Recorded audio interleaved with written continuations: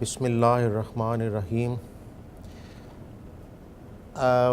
Today, my dear students, we are going to have the last lecture in this course, and I thought I would end the course by looking at some of the fundamental cultural and psychological propensities that have emerged under capitalism over the last 3 centuries.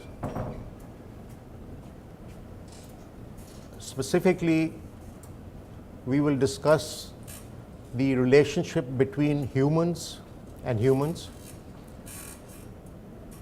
that is to say, human relationships, between humans and commodities, and between humans and nature. As we'll discover, these relationships that have emerged under capitalism were not always there. They are specific to this particular mode of production, its forms of production and associated forms of social life. There is a very different alternative tradition in the ages preceding capitalism. And at the end of each section of this course, that is to say, at the end of each, for example, section on relationship between humans and humans, between humans and commodities, and between humans and nature, as it has emerged under capitalism, at the end of every section, we will then counterpose the alternative tradition in terms of which these relationships have been understood historically across the ages and across wisdom traditions and across religions. Let's start with an obvious tendency that capitalism has, and that is the tendency for the continuous increase in the volume and range of commodities. This tendency is rooted in the very structure of this particular mode of production. By structure, I mean its design features. So what we see in this system is the emergence of firms. Each firm is trying to maximize, trying to generate more and more profits by producing more and more, and it is generating or trying to generate these profits within a competitive environment. So in a sense, the imperative of survival of the individual production unit within this competitive environment of the market is that every firm not only has to produce profits, but to continuously reinvest these profits back into expanded production. So there is this tendency for the continuous increase in the volume and range of commodities at the aggregate level. Now you would guess fairly quickly that at a certain point, firms would be obliged to undertake a sales effort in order to be able to persuade the consumers to buy the newer and newer products that they are producing, or to buy the larger and larger volume of commodities that they are manufacturing. This sales effort is also closely associated with the fact that the old 19th century small firm, where the market consisted of a large number of small firms competing against each other, producing more or less identical products for any one industry, gradually the size of the firm increased. And the small firm gave way to the large corporation in the 19th century, and then later in the 20th century, in the mid-20th century, the large multinational corporation emerged. Now the specific feature of these large corporations was that they had a long time horizon. I mean, they were making such large investments that in order to be able to recover these investments would take a long time. And during this period, when between this lag between investment and the recovery of that investment in a profitable way, the firms had to make sure that the products they produced could also be sold. And so the old idea of the sovereign consumer and firms simply responding to the internally expressed, to the internal needs of sovereign consumers gave way to the very real fact that the typical production unit, the large corporation, was systematically attempting through its marketing effort to, in a sense, persuade consumers to buy a larger and larger volume and a larger and larger range of commodities. Now, the first thing that I would like to discuss is that the competitive system, whether competition between consumers to buy more and more, or competition between producers to produce more and sell more and make more and more profits, the central feature of this particular system was that it pitted human beings against each other within a competitive race, a competitive race for acquisition of more and more goods, or acquisition of more and more profits by producing more and more goods. So this pitting humans against humans is one of the normal features of this particular social organization of production that we call capitalism. In this context, the individual sees other individuals either as means to the end of acquiring more and more goods, to becoming more and more rich, or as a threat in the pursuit of that goal. So other human beings are reduced to being seen as either a means or a threat in the pursuit of, in the competitive pursuit of the acquisition of commodities. Now this, it has been argued by the, a number of philosophers, including Erich Fromm and Herbert Marcuse, the Frankfurt School people. It has been argued that this aggressive and competitive tendency is such that there is a kind of overdevelopment of the aggressive impulse in human beings, a kind of preeminence, if you like, of the ego, where the self is seen exclusively in a state of contention or competition or even conflict with the other. And so Fromm, for example, in his famous work called The Anatomy of Human Destructiveness, argues that this market-based system called capitalism systematically inculcates this particular aspect of human nature, the aggressive aspects, and this aggressiveness is in a sense overdeveloped, with profound consequences for society, for international relations, for conflict, and so on. It's worth reading the book, The Anatomy of Human Destructiveness. Herbert Marcuse has carried forward this particular idea, and he posits that humans have two fundamental aspects to their nature. One he calls eros, the erotic impulse, and the other he calls thanatos, that is the impulse, the aggressive impulse. The eros, or the erotic impulse, is not just the impulse for a kind of sexual connection.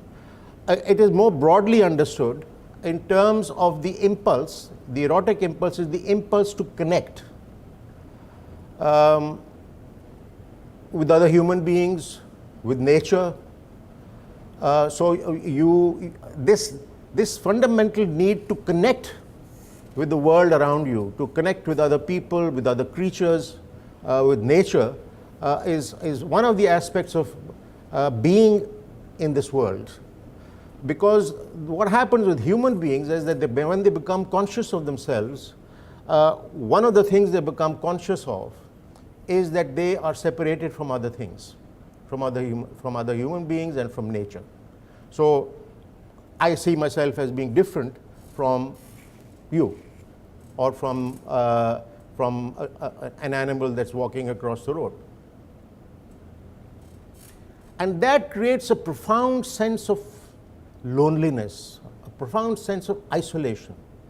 And to be able to overcome that isolation that is inherent to being in this world, a deeper, a more profound impulse is tapped by human beings, and that has been tapped through the ages.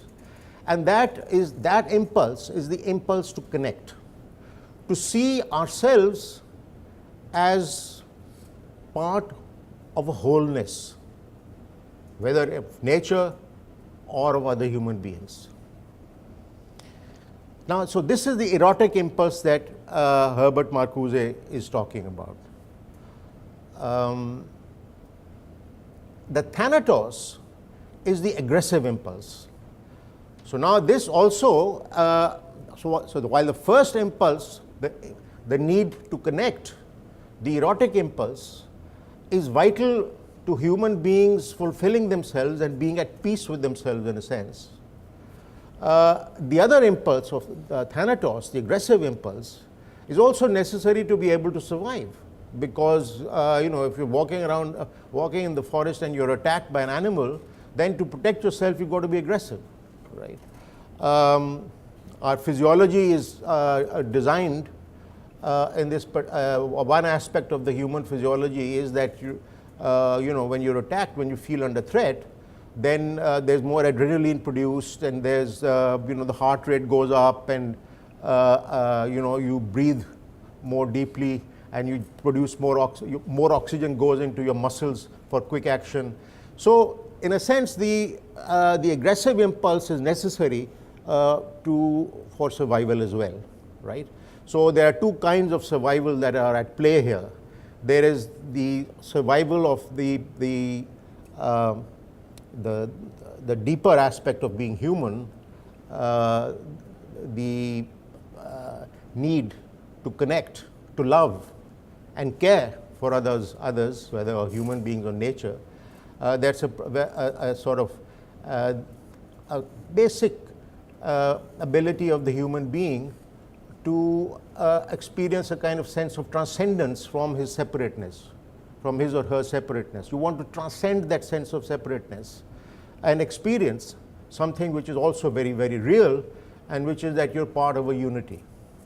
Our sense of beauty, for example, is associated with this experience of the transcendent, because you get a sense of beauty, and as Keats said, truth. Beauty is truth, and truth beauty.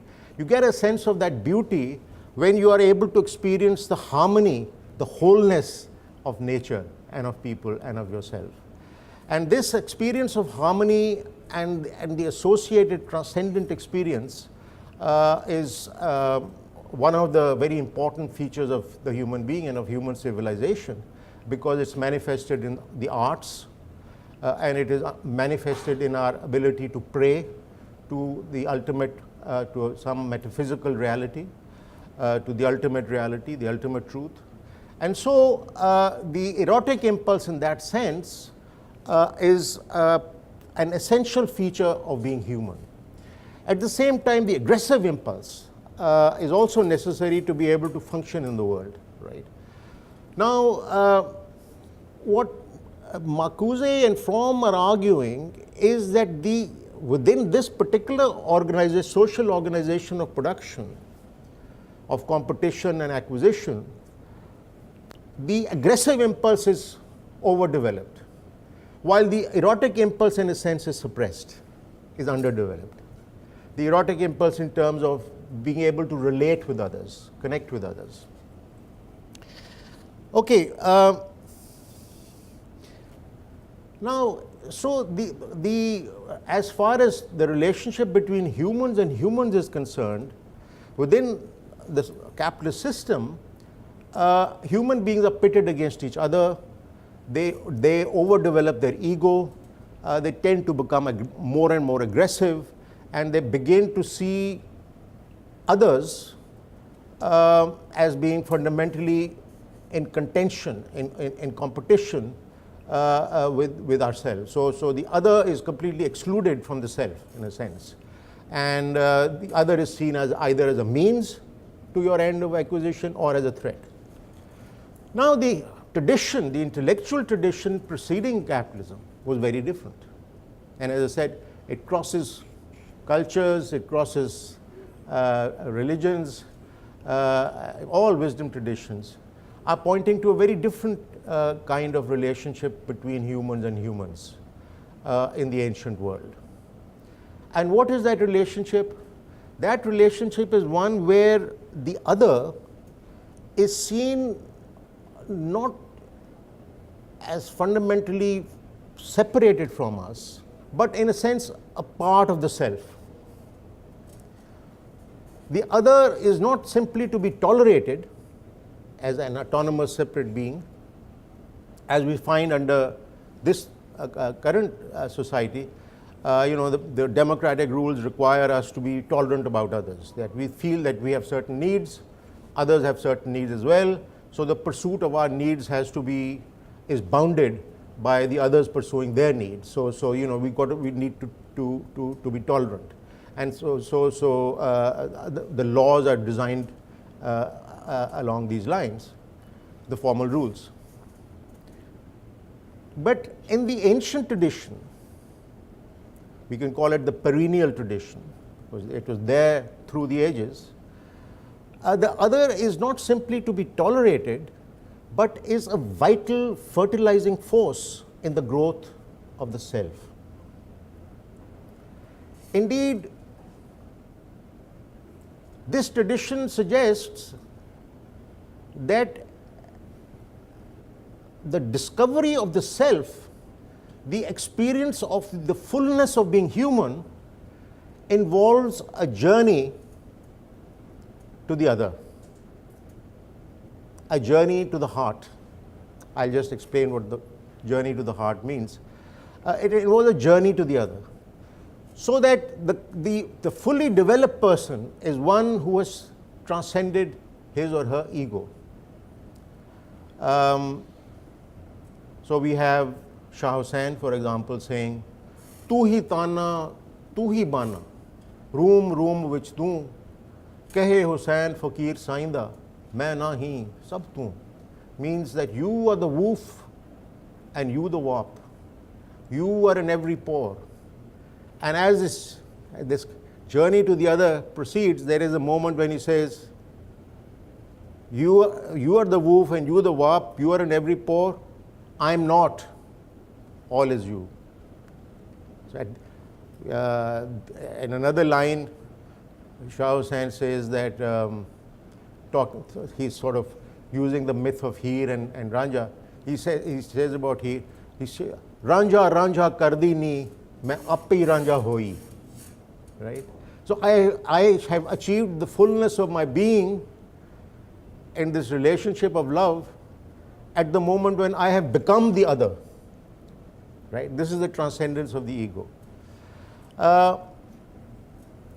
So the other is a very important aspect of the development of the self in that particular tradition. And this is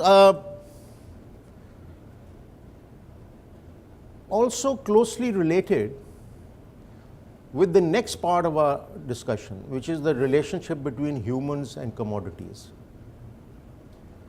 which we'll discuss. But very briefly, let me flag this, that if you think that your process of development as a human being involves transcending the ego and journeying to the other, then the role of commodities becomes purely functional. Then you see commodities as being merely useful, as Aristotle put it.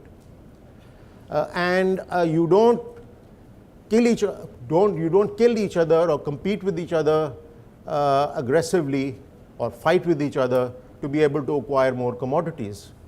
The act of giving away commodities may be seen as improving your welfare or fulfilling yourself, as opposed to acquiring more and more commodities. But we'll come to that. For the moment, let's end this particular section of the relationship between humans by briefly discussing this idea of human development, or the development of the self, as a journey to the heart, right? Journey to the other and the journey to the heart. Now, what is this connection? What is this journey to the heart? As Martin Lings, the great Sufi philosopher of modern times, has argued, and so has Dr. Hussain Nasser, who is currently teaching at in the US, in Georgetown University, in his book called The Garden of Truth.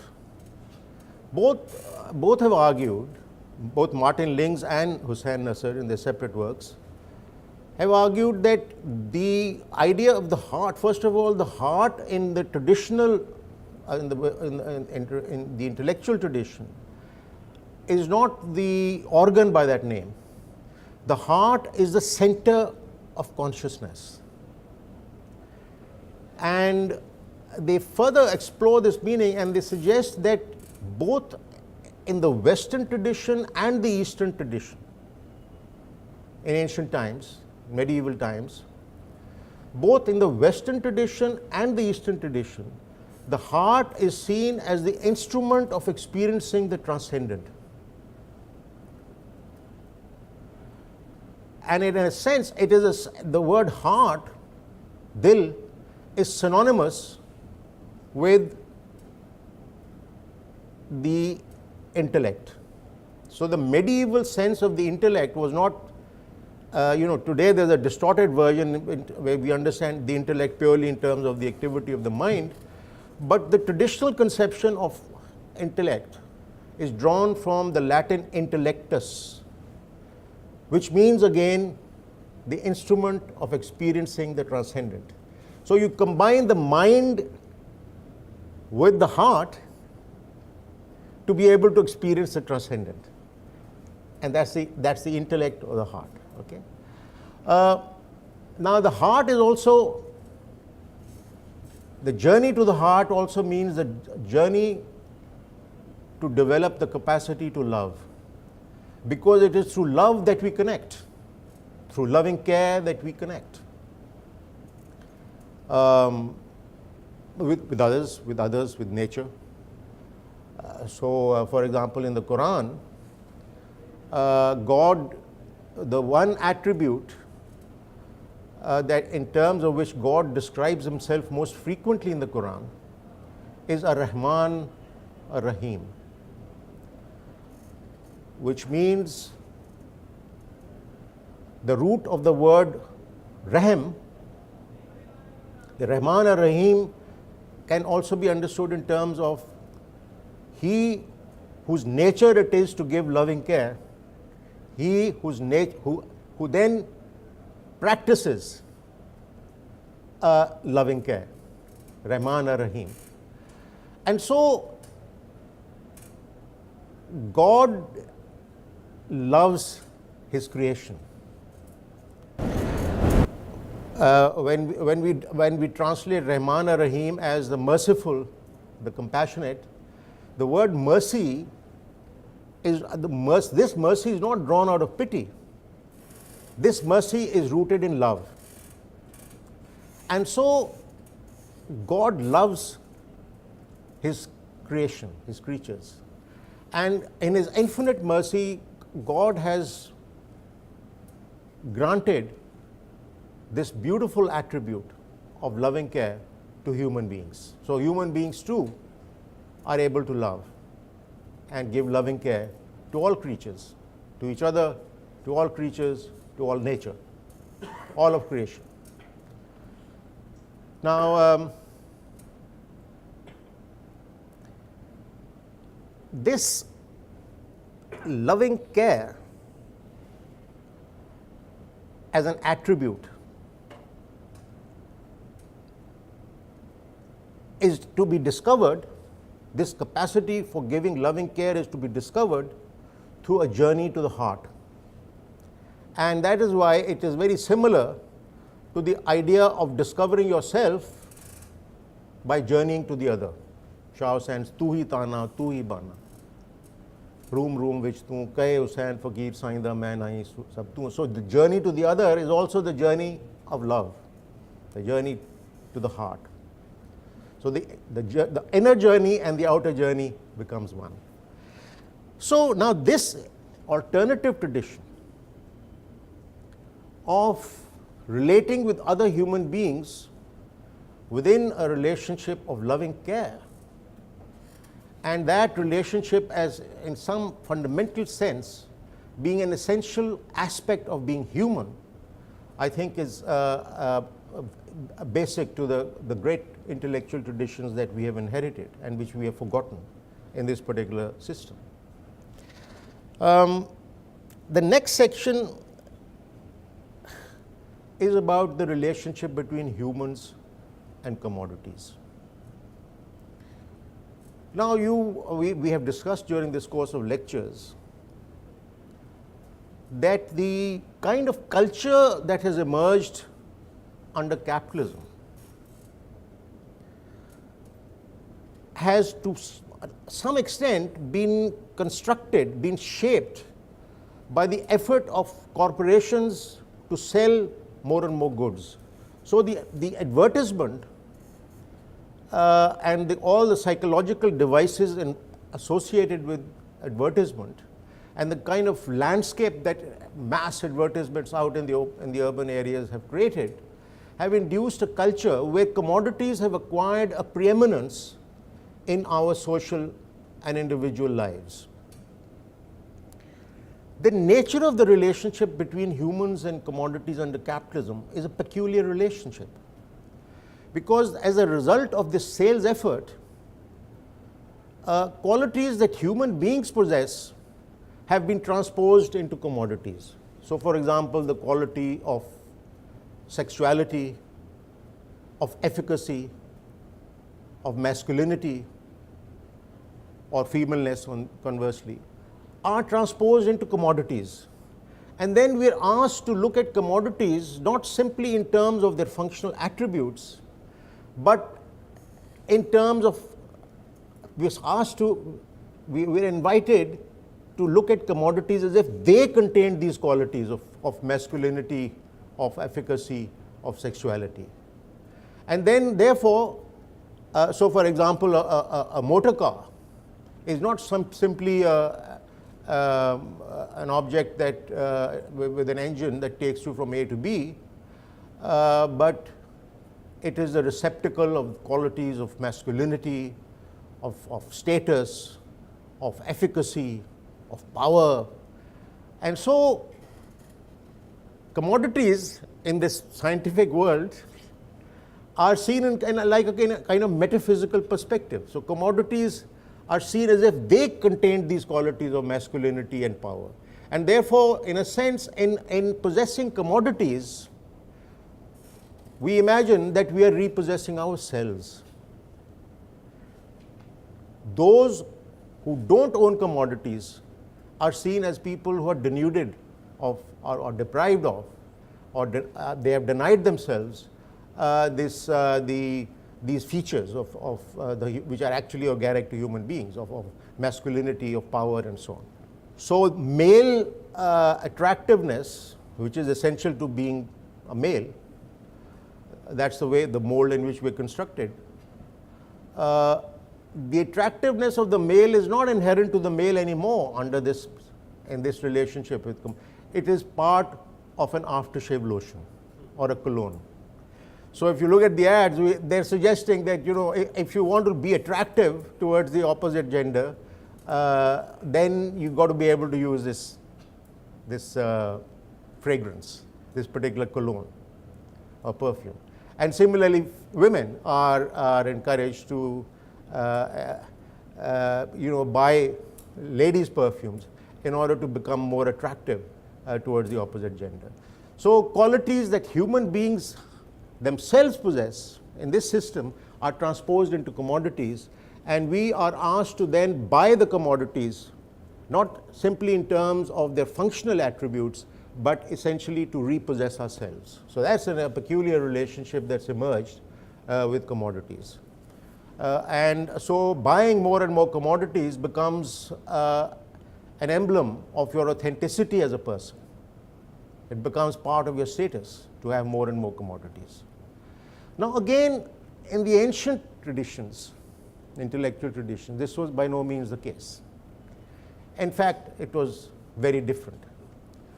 Aristotle, for example, in the Western intellectual tradition, Aristotle in his Nicomachean Ethics talks of commodities as being merely useful. He says commodities can't have value because they're merely useful.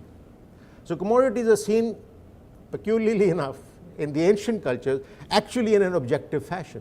They're seen as being merely useful. They're objects of convenience, right? And so in these cultures, whether in the West or the East, in the ancient cultures, the status of a human being was determined not by how much that person owned, how many commodities that person owned, how many houses or how many cars or how many goods, but by how much he gave away. What he gave to others determined that person's status. So you were enhanced not by acquiring more and more commodities, but by sacrificing, by giving away to those in need. And as I said, this tradition of sacrificing for others, of giving away commodities in society, is closely related with the earlier idea of the journey to the other as part of the journey to the heart. And so if you're journeying to the other, you're journeying to the heart, then the other person is in need, you give your commodities to that other person, right? There are many examples that we, of this, which we don't want to go into. But there is one particular quote from Sultan Bahu that you might find of interest here. As I said, God in His infinite mercy has granted to human beings the ability to love, the ability for loving care. So He loves His creation, He has loving care, Rabb al Alameen. He sustains and cares, loving care for all His creation. He has also given that great attribute in His infinite mercy to human beings. And so human beings are also responsible for giving loving care, not just to other human beings, but to all of nature, to all creatures, right?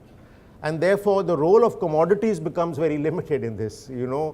That is why charity is so important in all religions, recognizing the need of others as on occasion being perhaps more important than your own need. You once asked this question. Of course, under normal circumstances, you only give away what you don't need. But under certain special circumstances, you even give away what you need once you have recognized the more urgent need of others.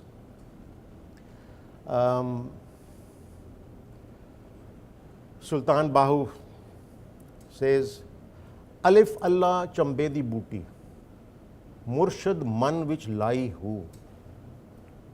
Alif Allah chambe di booty, Murshad man which lie who, says that Allah, if you write the word Allah in Arabic, it's like the petals of the flower chamba. It's like the petals of the flower chamba. He says, Alif Allah chambe di booty, Murshad one man, which means that the word God has been planted by my teacher into my heart. And that word, God, Allah, that has been planted in your heart is seen purely in terms, or can be seen in terms of the ability to love, because that's what the heart does, right? It's the experience of the transcendent, right? So it's plant. Then the next line is, पहली तो है ना अलिफ अल्लाह चंबे दी बूटी मुर्शद मन विच लाई हूँ. अगली है नफी असबात द पानी दित्योस जान फुलनते आई हूँ, or words to that effect. It means that I have watered this plant, this booty that of Allah that has been planted in my heart. I have watered it with the water of the opposites. La ilaha illallah. There is no God but God. That's the only truth. Love is the truth. And that has been planted in, and I water it by repeating this and making the word La ilaha illallah, the phrase, real for myself, right? So that loving care is manifested in this particular line. As far as the relationship with commodities is concerned, it comes out very clearly in Bulle Shah, who says, Tan man dhan sab vekh liya, chuga phook ke apna sek liya. He says that previously I was confused about the distinction between my body, the aspirations of the heart, and property, goods. He says that I understood the distinction between these three at the moment when I set to light my heart. When I had dispossessed myself of the last commodity I had, which is the heart. I'm not saying you should do it, but this is the great, Sufi master. It's very interesting that Socrates in his last days was having a dialogue with his students. It's produced in this book called The Last Days of Socrates. And in that he says that commodities are a weight upon our capacity to know. He understands knowledge as being inseparable from love. And he says that commodities are a weight upon my ability to know. And as I give away the commodities, I gain the knowledge. And then the last weight on that, the last obstacle to knowledge is the body itself. It's only when the soul leaves the body, because the body has also certain requirements. Very few are able to overcome those requirements. And he says that, it's Socrates, the Greek philosopher, writing in the 4th century BC, that when the soul leaves the body, is only then that perfect. It's very similar to the idea of nirvana in Buddhism, right? And in Sufism, it's very similar to the idea in Sufism of the idea of fana. It's when you annihilate the ego that you acquire true knowledge. This journey to the heart, the journey of love or the journey to the other, is completed when you transcend your ego. So you find this commonality in all these traditions in terms of the relationship between humans and the relationship between humans and commodities. Okay, now the third section is on the relationship between humans and nature. Now, in the first section I mentioned to you that the kind of society that has emerged under capitalism is essentially an atomized society.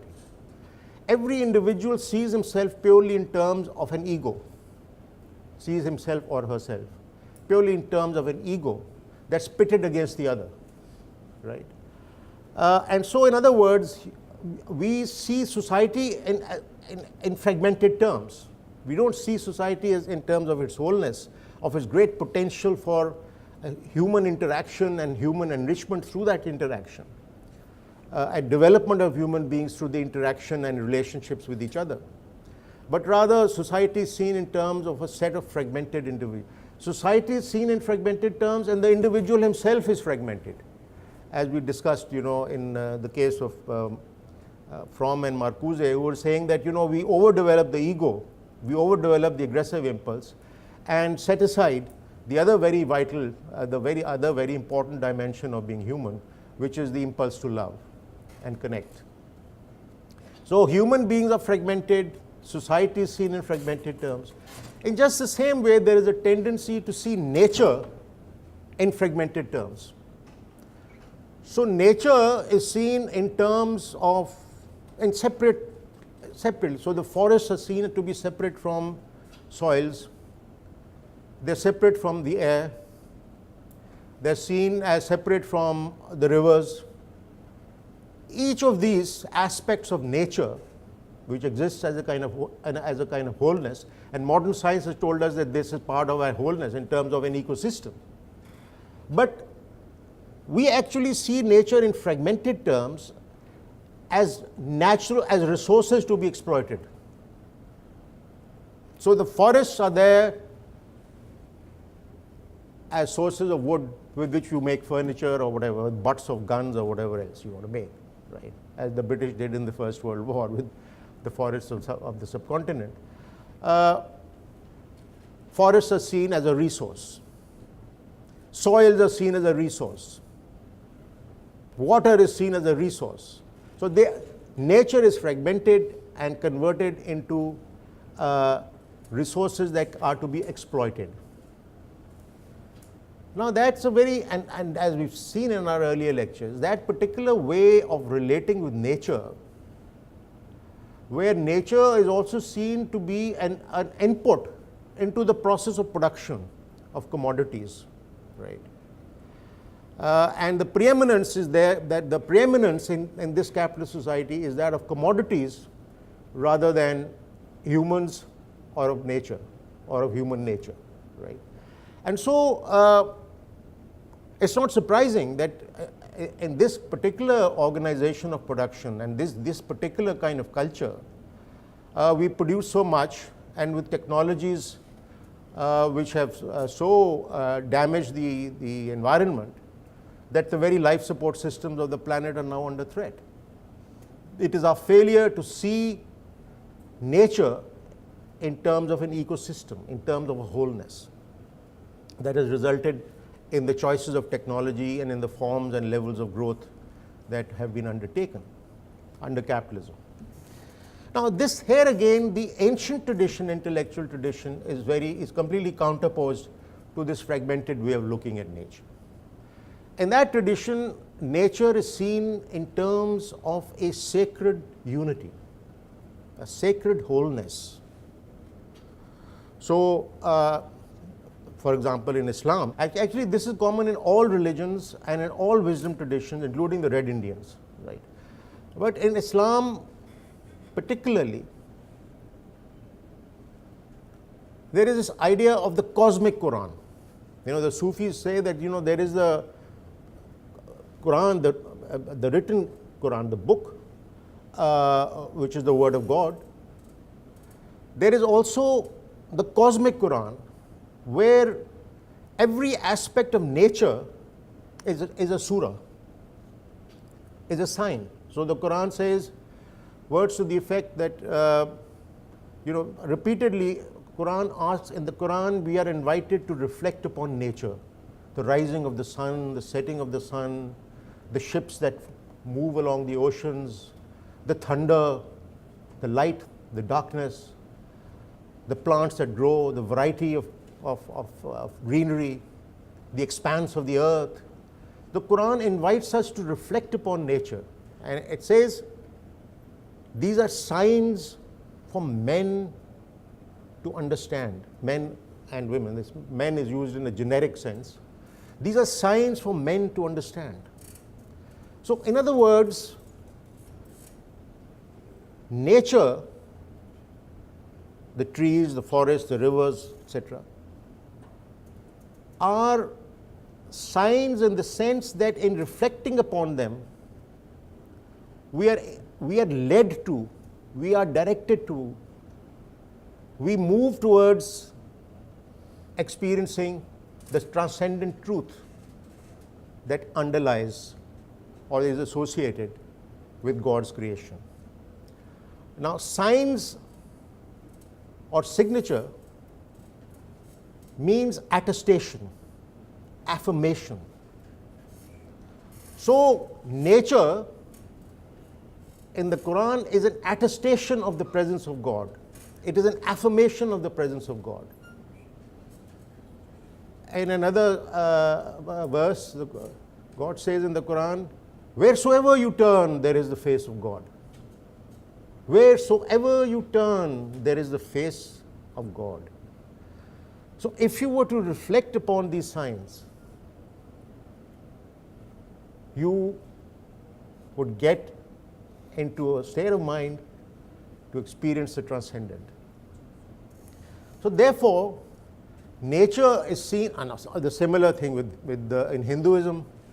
Here again, the forests and the rivers and the oceans and the soils, the deserts and the valleys are seen as part of a sacred wholeness. Nature is seen as a sacral testament of the presence of God, of the ultimate reality. All religions, therefore, see nature in terms of that sacred wholeness. All traditions, all wisdom traditions see it like that. Now, I'm going to end here. The interesting aspect of the perennial tradition in terms of understanding nature is that on the one hand, nature, these forests, the rivers and soil and so on, nature helps us to be able to reproduce our material lives. We are able to walk about the earth, we're able to breathe air, we're able to produce food and function and make clothes and so on. We're able to function.